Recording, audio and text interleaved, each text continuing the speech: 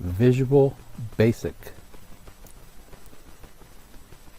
Visual Basic.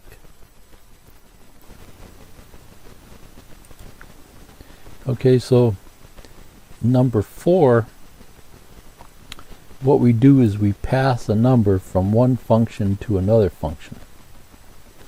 Okay, so here in main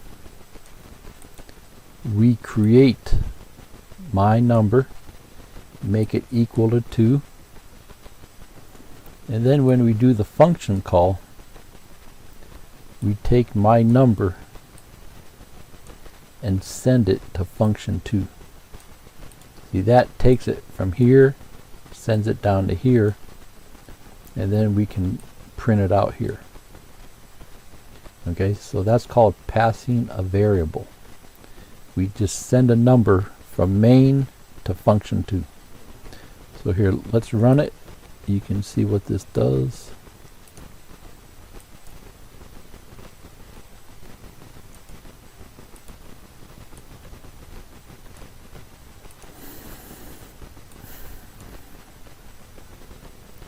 Build it. It succeeded, and then we'll run it.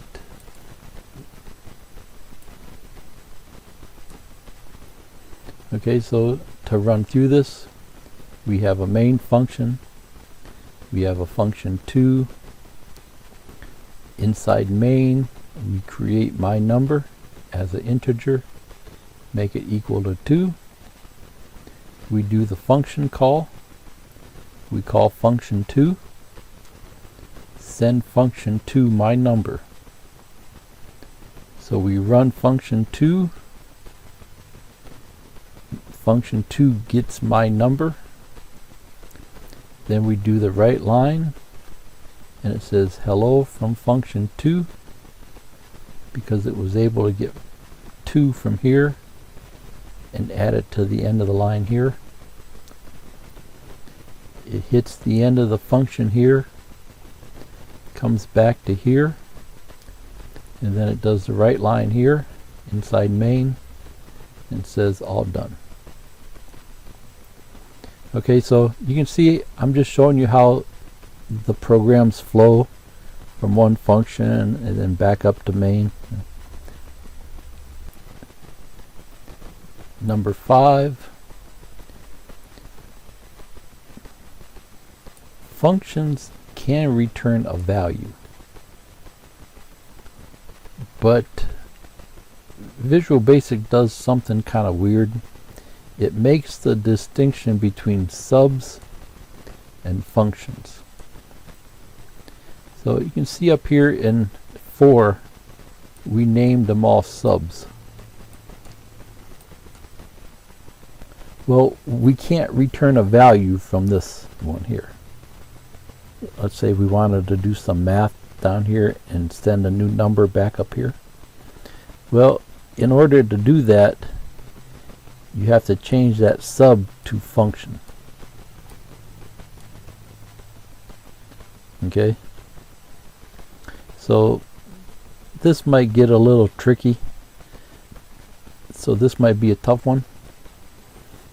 Okay, so just to run through this, we have our main function, and then we have function 2. The main function is a sub. Function 2, we changed it from sub to function.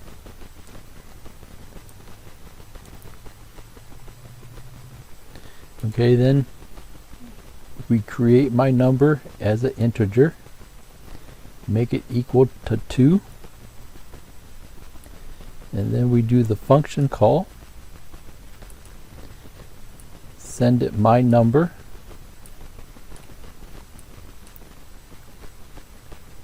comes down here, runs function 2.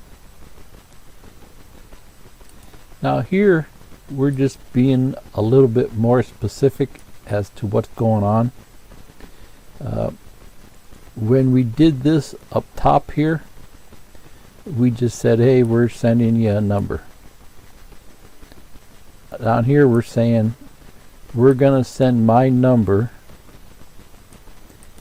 as a value, and it's going to be an integer. And then, because it's a function, we're going to return an integer also.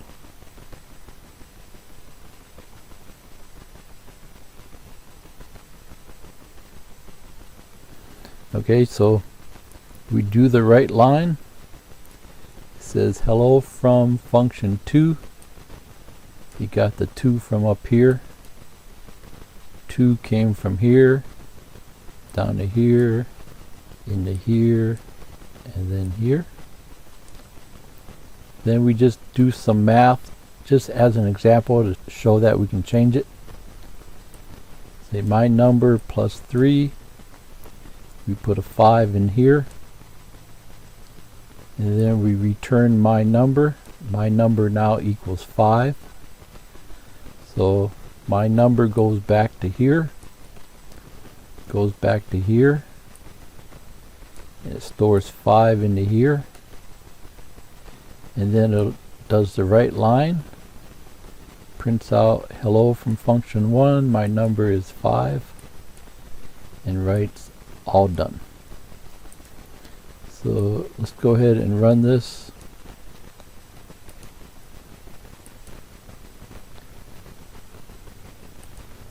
Getting a little tricky, huh?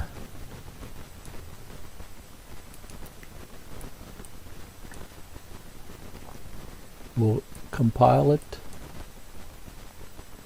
then we'll run it.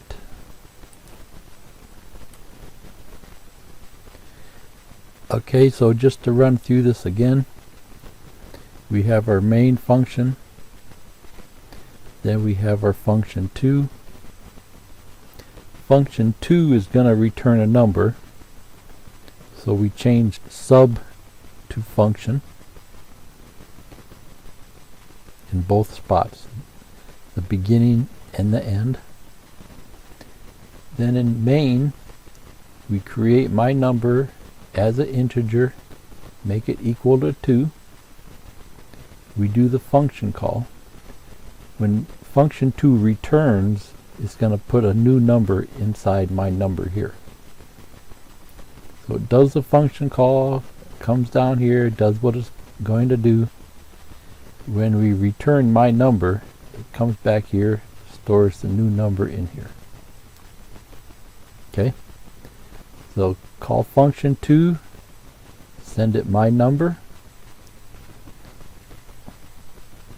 comes down here, runs function 2, my number is coming down here by value. We're actually getting the number named my number. It's going to be an integer, and we're going to return an integer.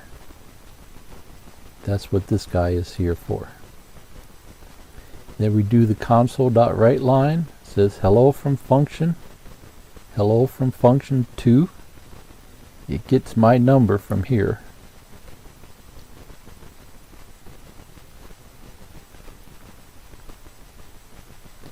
Then we do some math just to show you that we can change it. My number, so we got 2 plus 3 is 5. Store 5 in here.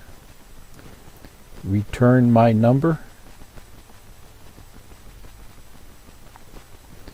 My number gets sent back here. Gets sent back to here. 5 is stored in here. And then it does the right line. It says hello from function 1, and sticks a 5 on the end of there because of this, and then it does all done. Okay, so you can see that one's getting a little tricky, but once you get that, then you pretty much will understand how programs work. Sure, there's going to be more to it, but that's like a major chunk of how programs flow.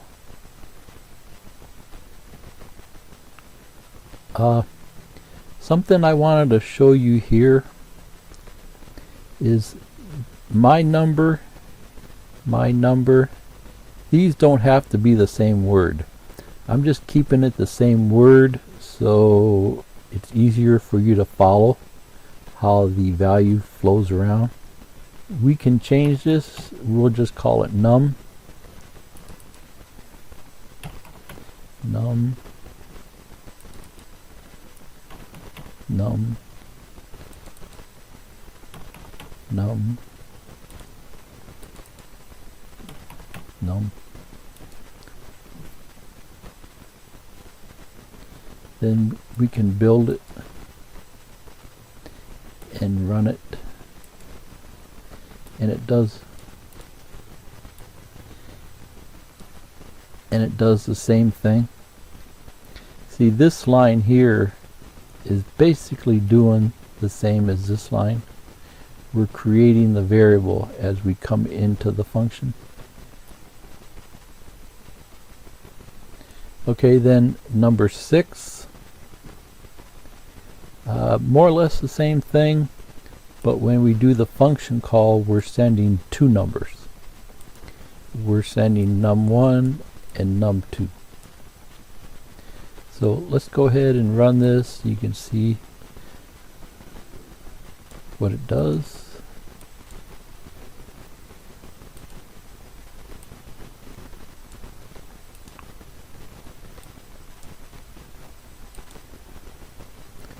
Build it,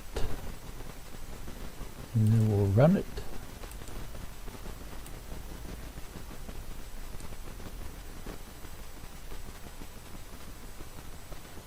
Okay, so to run through the code, we have our main function.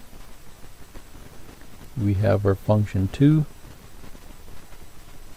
Function 2 will return a value because of this guy here. And because of that, we have to change sub to function. So we create my num1 as an integer, set it to 2. Create my num2 as an integer, set it to 4.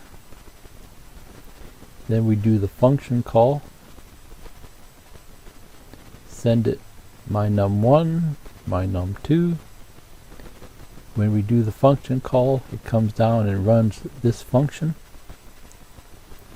And you can see here we're just being more specific. We're saying my num1 is going to come in as an integer by value. We're actually getting the number. By value, num2 is going to be an integer.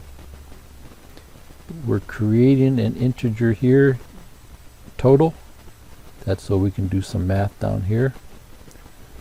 We do a right line, hello from function, sticks a 2 on the end of the line there. Got the 2 from here. Does another right line, hello from function, stuck the 4 on the end of the line here.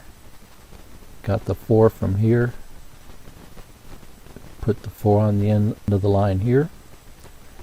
Then we do some math just so we have a different number to send back. Add 2 and 4, put the new number in total. So we got a 6. We return total. See, the number added up here is total. Return total. Total goes back through here, comes back here. And then here we just create our integer when we need it. You know, instead of doing it up top here, we just did it on the same line. I would never do things like that. I just did it like that here to show you that it can be done. So 6 is stored in here. See, this line here, that's the same as one of these. But when function 2 returns, it sticks the new value in here, in my number here.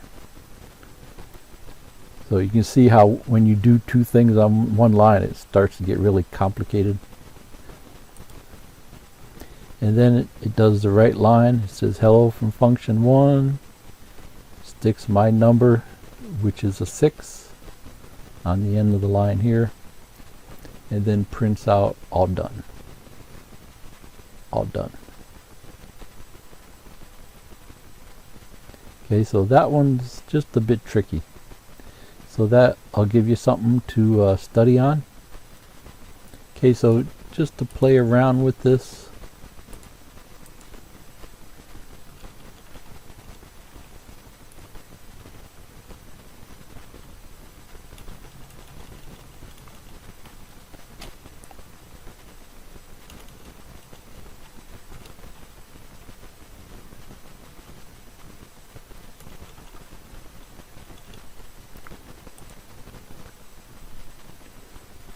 we send it two numbers come down here,